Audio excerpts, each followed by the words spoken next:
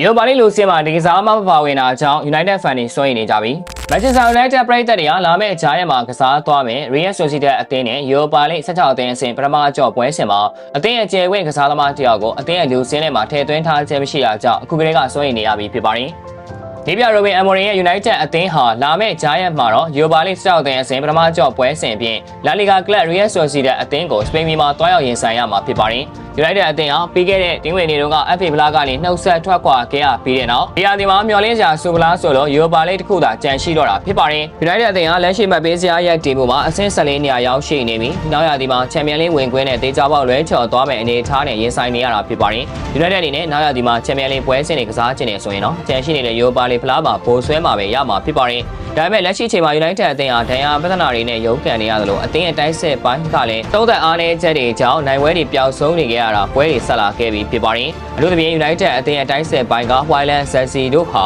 တွင်းကိုတကိုရရှိဖို့အတွက်တော်တော်လေးကြာမြင့်နေခဲ့ပြီး Highland Chelsea ရောနှစ်ဦးပေါင်းဒီဟာဒီမှာပြိုင်ပွဲဆောင်တွင်းကို9ဂိုးသာတွင်းကိုထားနိုင်ခဲ့တာဖြစ်ပါတယ်။အထူးသဖြင့် Highland ဟာနောက်ဆုံး18ပွဲဆက်တိုက်ဂိုးပေါက်ပျောက်ဆုံးထားခဲ့တာကြောင့် United နီးပြ Ruben Amorim နဲ့ပြီးခဲ့တဲ့ Fulham နဲ့ပွဲစဉ်တုန်းကအသက်18နှစ်အရွယ် Academy ကျယ်ဝင့်ကစားသမားလေး Chido Obi ကိုလူစားလဲဝင်ရောက်စေခဲ့တာဖြစ်ပါတယ်။ Chido Obi ဟာ Highland ထက်အသင်းပေါ်ပုံမအကျိုးပြုခဲ့ပြီး Fulham နဲ့ပွဲမှာအခွင့်အရေး3ချိန်ထိရရှိခဲ့တာဖြစ်ပါတယ်။ဒါပေမဲ့ကစားသမားလေးရဲ့အတွေ့အကြုံပိုင်းအားနည်းမှု Fulham ကစားသမားလေးတို့ရဲ့လက်စွမ်းပြမှုတွေကြောင့်တွင်းကိုအဖြစ်ပြောင်းလဲနိုင်ခြင်းမရှိသေးတာတော့မြင်တွေ့ခဲ့ရပါတယ်။ဒါကြောင့်လည်း United ပရိသတ်တွေက Chido Obi အပေါ်မှာ Highland ထက်ပိုပြီးမျှော်လင့်ခဲ့ကြပြီးဒါမဲ့ပွဲစဉ်တွေမှာလည်းသူ့ကိုပွဲထွက်ခွင့်တင်နေရပေးဖို့အတွက်တောင်းဆိုသွားခဲ့တာဖြစ်ပါတယ်။ဒါပေမဲ့စင်မကောင်းဖြစ်စွာနဲ့ပဲ Chido Obi ဟာ United အသင်းရဲ့ Europa League လူစင်းမှာတော့ပါဝင်လာခြင်းမရှိတာဖြစ်ပါတယ်။ United အသင်းရဲ့နီးပြ Ruben Amorim ဟာ Europa League ရှုံးထွက်အဆင့်ပွဲစဉ်တွေအတွက်လူစင်းတင်ခဲ့ရမှာ Chido Obi ကိုချန်လန်ထားခဲ့ပြီးပြီးခဲ့တဲ့ဇန်နဝါရီအပြောင်းရွှေ့ကာလတုန်းကစာချုပ်ချုပ်ခေါ်ထားတဲ့ Patrick Dorgu နဲ့ Eddie Haven တို့ကိုတော့ထည့်သွင်းထားခဲ့တာဖြစ်ပါတယ်။ Chido Obi ဟာပြီးခဲ့တဲ့ဖေဖော်ဝါရီ16ရက်နေ့ကစားခဲ့တဲ့ Spurs အသင်းနဲ့ပွဲစဉ်မှာ United အသင်းအတွက်ပွဲဥထွက်ကိုစ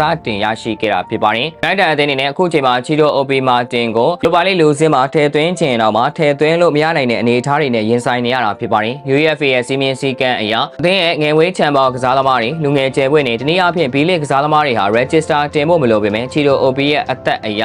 B-League ကစားသမားတွေမှာပါဝင်နိုင်ပါမလားဆိုတာတွေးစရာရှိနေပါတယ်။ UEFA ရဲ့စီမင်းအရ2003ဇန်နဝါရီ10ရက်နေ့နောက်ပိုင်းမှာမွေးဖွားသူများဒါမှမဟုတ်အနည်းဆုံးကလပ်အသင်းမှာ2နှစ်ဝန်းကျင်ကစားပေးထားသူများကို B-League စင်းထဲမှာထည့်သွင်းခွင့်ရှိတာဖြစ်ပါတယ်။ Chido Obi ဟာ Arsenal အသင်းမှာကစားသမားဘဝဖြတ်သန်းနိုင်ခဲ့ပြီးတဲ့နောက်စက်တင်ဘာလမှာ United အသင်းကိုရောက်ရှိလာခဲ့တာဖြစ်ပါတယ်။ Chido Obi ဟာအသက်အရွယ်အရ UEFA ရဲ့သတ်မှတ်ထားတဲ့ဘောင်ထဲမှာပါဝင်နေတော့ရင်အနည်းစက်တိုင်းအသင်းကြီးအတွက်ပွဲထွက်ကစားပေးခွင့်မရှိတာကြောင့် B-League စင်းထဲမှာအလွန်လျောက်ပါဝင်နိုင်မဲ့အခွင့်အရေးနဲ့လွဲချော်သွားခဲ့တာဖြစ်ပါတယ်။ United တို့ Europa League မှာအခြေအနေကောင်းနိုင်ပါမလားပြည်သက်ကြီးကဘယ်လိုများထင်မြင်မိပါသလဲကွန်မန့်မှာဝင်ရောက်ဆွေးနွေးပေးသွားလို့ရပါတယ်။ဟုတ်ကဲ့ပါဗျာဗီဒီယိုလေးကဒီလောက်ပါပဲနောက်နေ့မှာလည်းအားကစားနဲ့ပတ်သက်တဲ့သတင်းချောင်းတွေကိုတင်ဆက်ပေးသွားမှာဖြစ်တာကြောင့်ကျွန်တော်ရဲ့ page တွေကို like and follow လုပ်ပြီးဒီဗီဒီယိုလေးကိုလည်း share ပေးကြပါဦးလို့ပြောရင်းနဲ့အနီးကုန်းချုပ်လိုက်ရပါတယ်ခင်ဗျာ။